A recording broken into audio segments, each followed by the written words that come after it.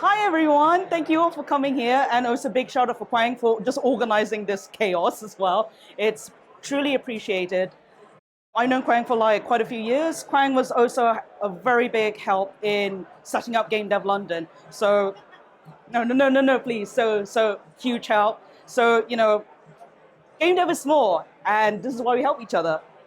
Anyway, I'm going to talk about game audio, specifically the music production process, because I've worked in game audio for many years, and people write really bad creative briefs for composers. So this is why I'm going to try and give you an oversight of what goes into game audio and why we need to be really specific in certain areas, and that will help you as well cut down production processes and making sure everything is on budget.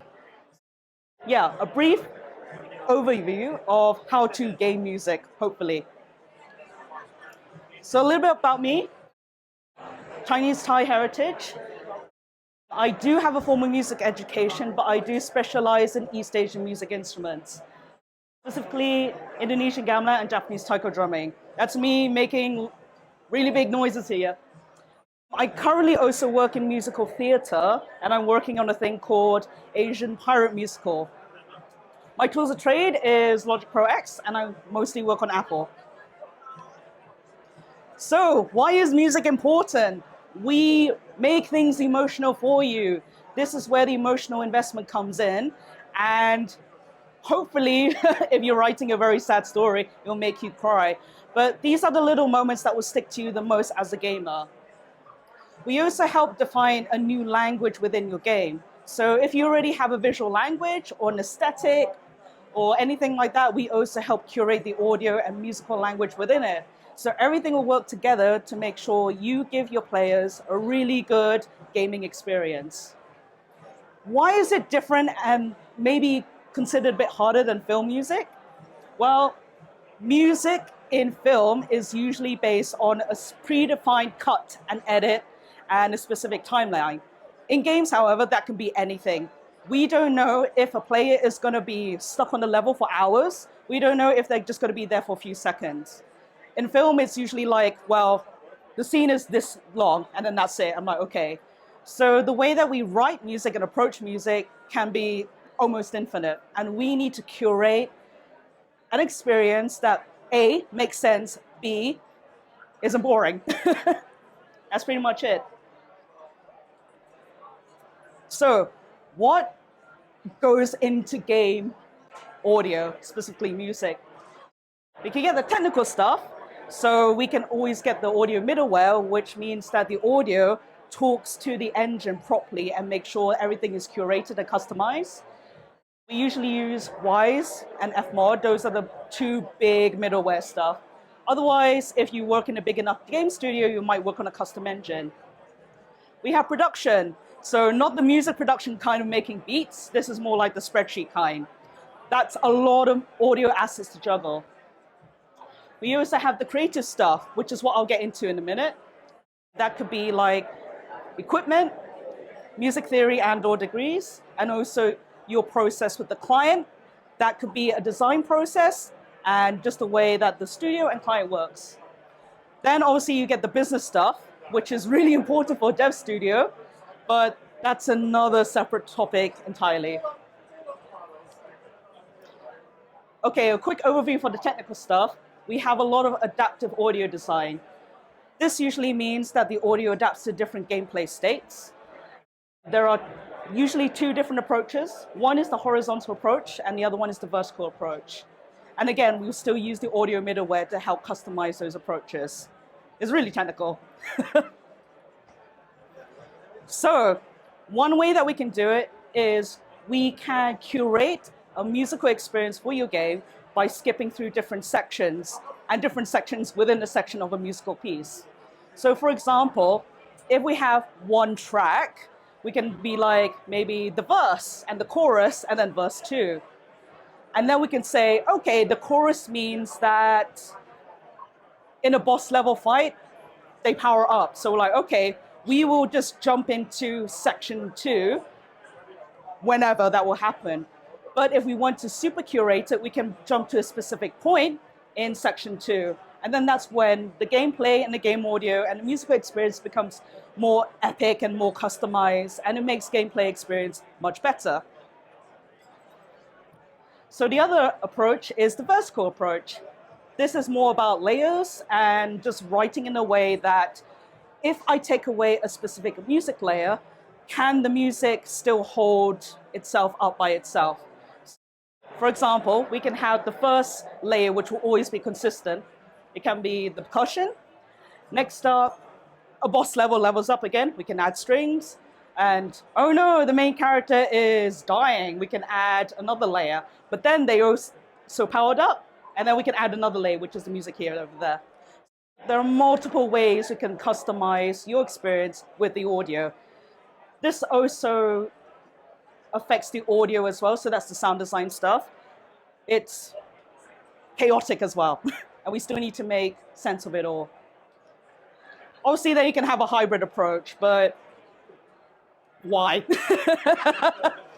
I mean, like, obviously, like, if you have a really big team, if you have a really big budget, you can really, really fine-tune it and make everything really granular and customized to every single little detail and make the gaming play experience, like, really cool.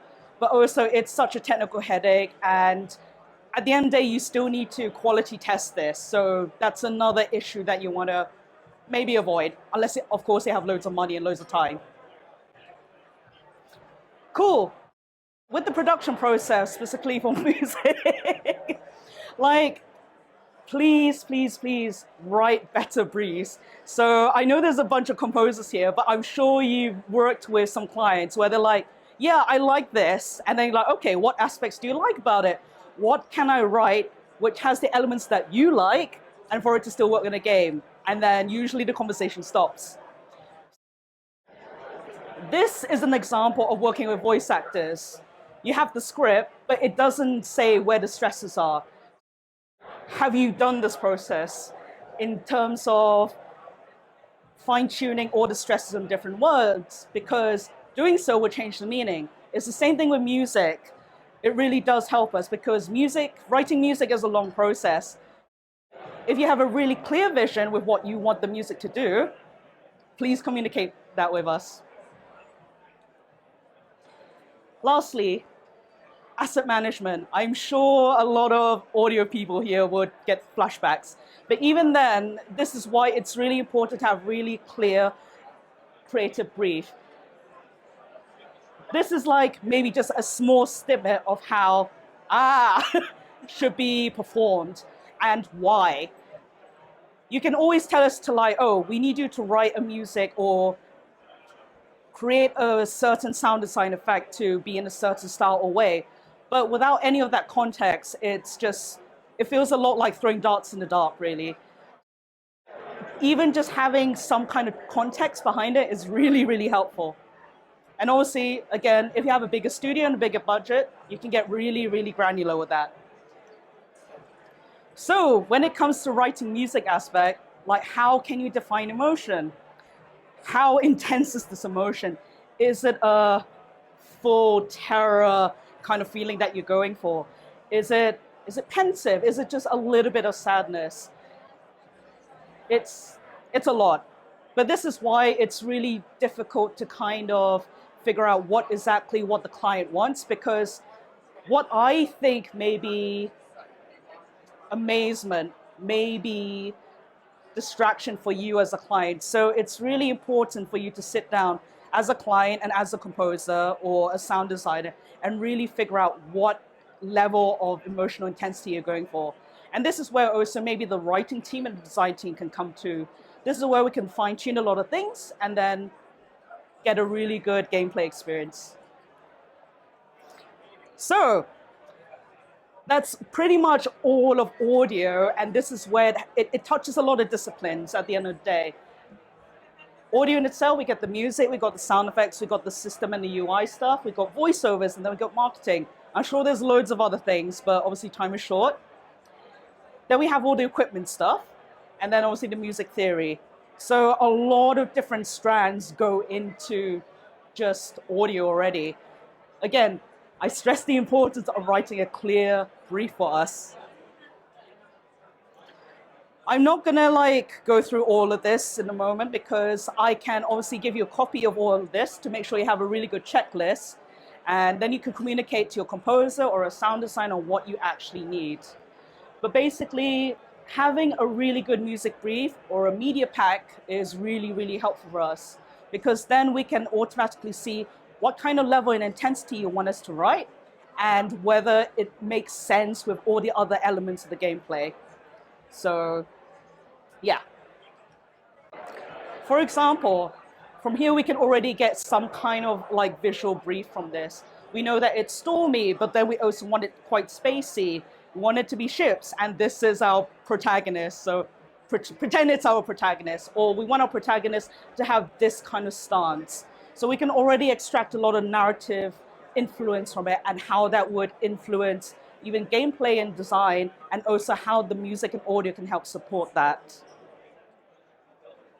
Another example is here as well. So if this is the level design, we want it green, we want it to be like solar punk, but we want our protagonist to maybe be more of this character from a Ghibli film. You know, there are a lot of different elements on here that we can extract and then write a really good maybe musical cue, or even with the sound design team. If the musician and the sound designing team can work together, then we can work in harmony in this way as well. And already from this, we can see like, oh, okay, we kind of want a more like organic kind of sound palette. We want an organic audio language for our game. That would help support all the visual elements and therefore make your gameplay really unique. In conclusion, define the game design first, which then helps define the technical limitations and then the music budget. And then from that, you can hopefully write a clear specification brief. And then we don't need to go into that not quite writing process where I'm like, okay, this is my 50th revision and everyone just doesn't care anymore. So we really want to avoid that element. So yeah, and I think that's it. Yeah, feel free to ask me questions. You can find me later, and that's it.